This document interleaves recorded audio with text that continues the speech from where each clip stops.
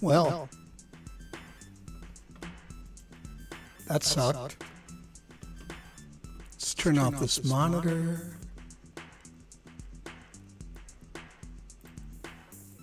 There. Nope. There. Better. Okay. Once again, thwarted by the gods of technology. I think that stripping has really been a reflection of the age and the way America has aged. It's not like it used to be. It's not basically friendly.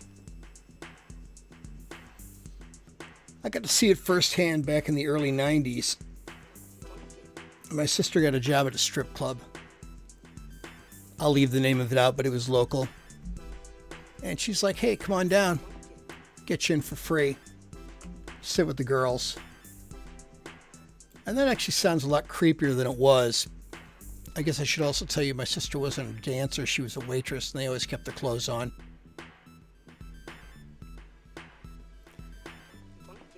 Sitting at the stripper's table on the floor by the stage, surrounded by 8 performers, you would probably think that this was like a really hot thing, but it wasn't hot. It was educational. They hired strippers the way they would draft football players. Everybody plays a different position. No, not that way. For example, hot, blonde, innocent, heavy metal babe. All of her dances were real heavy metal. None of the radio crap that pretends to be heavy metal. It was pretty fucking astounding, actually. Perhaps my favorite one, and I probably like this now because I'm older, though she wasn't near as old as me. They had one dancer, probably in her very early 40s, call it 42. She did the whole Betty Page thing. You might think that would be a difficult sell, but it definitely was not. She was very good at what she did. Fantastic. Her main audience, it was all the recruits from the Navy base on leave, coming back to get their mother love fix. I don't know how you'd call it. She had them wrapped around her finger. It was fantastic to watch her, that long black hair with the bangs.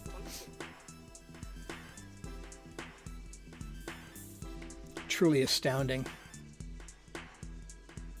Party girl. British babe, British club babe. First time I met the manager of the club was also the first time I ever went to a, let's say a Reagan or post-Reagan era strip club. A friend of mine had gotten a job with the Chicago Mercantile Exchange and decided to show off that he was important. And he wasn't a bad guy, and you don't have to show off to me. I don't give a fuck. If we're friends, we're friends. That's really all that matters. But he decided to take me to the club. We originally drove down to Rush Street in Chicago. But both being young, we were too dumb to find a strip club on Rush Street. That's really sad. So we ended up back in Lake County at a club with a $20 door charge and no alcohol. Couldn't have any alcohol and naked women in Lake County at that point. Probably still the way. And I'll be fucked if this guy did not buy me a, quote, bottle of champagne. Basically the champagne room thing. Which is what guys who are young and have too much money want to do. It's a dominance display. This is going to sound really weird, but as like loud, foul-mouthed guy as I am, I don't like having strangers touch my junk. So I spent the entire 15 minutes with this lady trying to keep her hands off my fly. Kind of wish I could remember what she looked like, but I was more busy trying to get her hands off my fly. Ends up the boss comes over, kind of yells at me, kind of yells at her, "You got people to work." It's okay.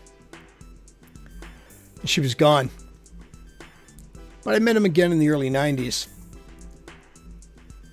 I was actually kind of astounding. The manager was like the strippers in that the persona was so much different from the reality. Him and I hung out sometimes after work.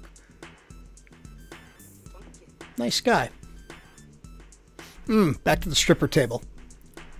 The thing I like most about it is that it was like watching the National Geographic Alive and Well in a club in Lake County, Illinois. There's like a circle of life thing, I swear.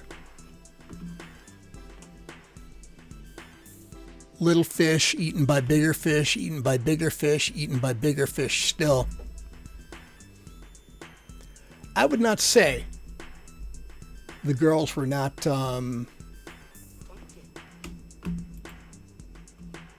oppressed, held down, however you like it, by the club. They were. But they had their agency and they used it. I gotta say, I really admire the way they could empty guys' pockets. We're men, we're not very bright. Even when we don't drink, we're not very bright. I got to know two of the strippers after work.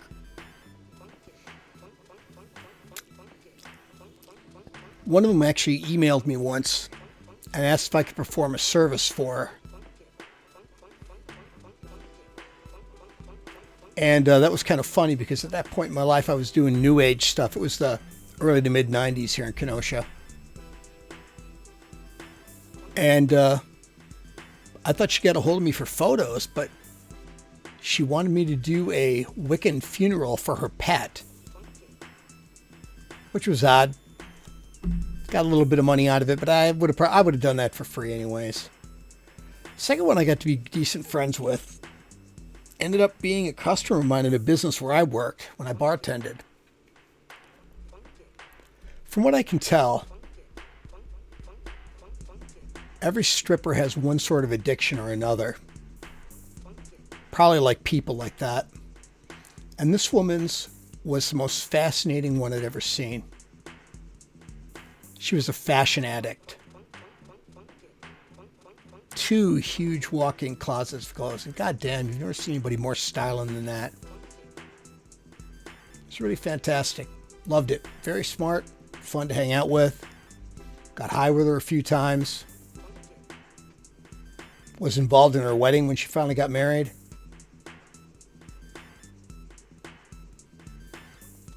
All in all, I'd have to say the biggest difference between the 70s strippers and the current strippers is that there's a lot more pressure put on to make money now. You can't just have a good time. And that's a reflection of the larger society, I think. Introduce a lot of TV, a lot of drugs, a lot of caffeine. Make sure wages don't rise. If you're going to make your money, you got to be more cutthroat. The price of the things you like to abuse goes up. That's true for all of us, actually. It's just tough to deal with sometimes. I'd love to go back to another small town place where you can just sit and not pay attention to the stage and talk to your friends. Go to strip clubs now, they want you to pay attention to the stage. Get in, tip the girls, get out.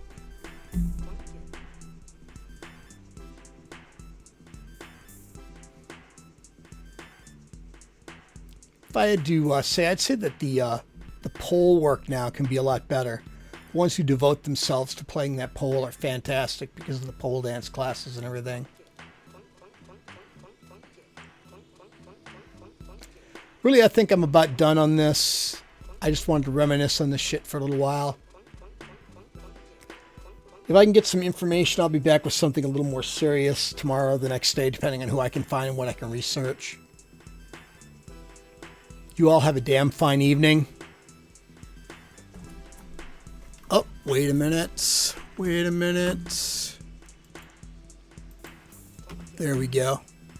The music. This is Dance Track Jack, the Nouveau Swing Remix instrumental by the Honorable Sleaze. Make it a point to go down to freemusicarchive.org and snag your own royalty-free stuff for your own pointless podcast. You all have a good evening. Later.